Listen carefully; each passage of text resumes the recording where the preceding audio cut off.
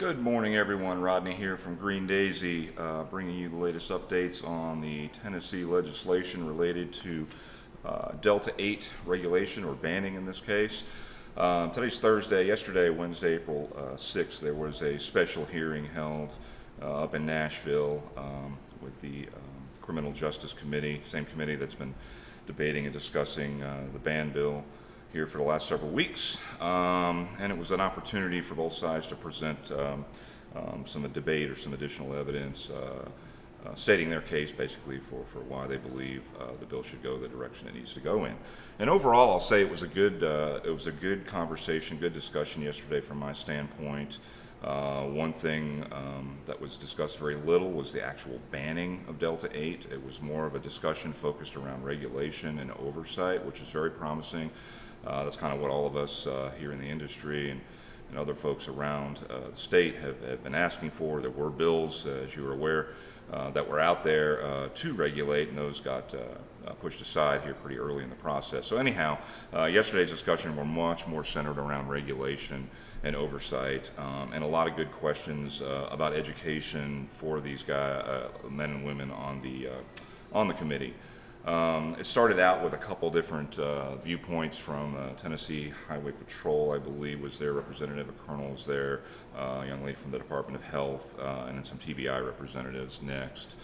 It was interesting because they seemed relatively ill-prepared for the session yesterday compared to the hemp advocates. Of course, I guess they're typically accustomed to just going in and spouting off some stats on drugs are bad and laws are good, which there's nothing wrong with that, but it just seemed very ill-prepared, and they were asked some pointed questions, and I applaud the legislators, I say the representatives, for coming prepared, some of them with some actual really good questions about hemp, about THC, scientific questions, anecdotal questions, and so on.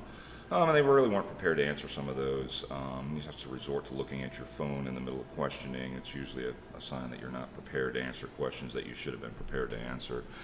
And it just boils down to the fact that the stats aren't there that they're trying to sell, the narrative they're trying to sell, and we just moved on from that. So I'm not going to spend a lot of time on that. Appreciate those folks for giving their input, but again, just didn't seem really to drive home anything concrete.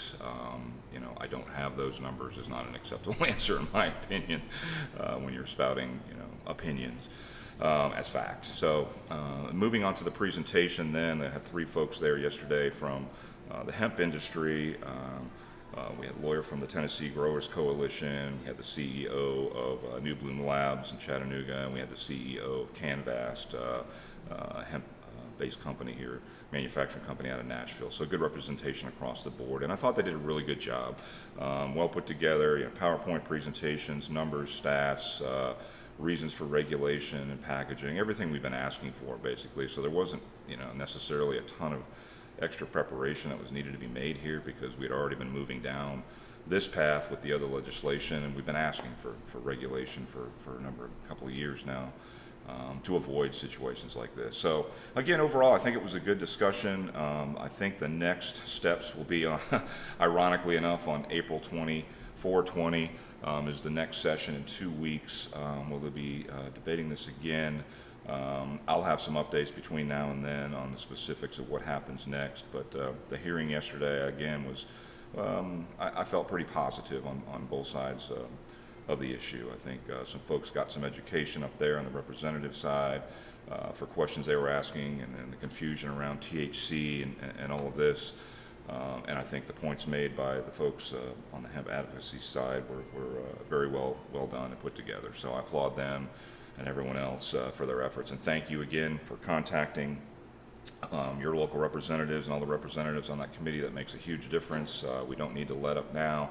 This needs to continue for these next couple of weeks while this session is still going through and this debate is still being had. Those folks need to know what the residents of Tennessee feel, and I think they're hearing a lot of that. I got a lot of sense of that yesterday, that there's a lot of folks calling in and voicing their opinion and their opposition to banning Delta-8. So keep up the fight, folks. We appreciate it very much, and we'll be back soon with an update. Thank you. Have a great day.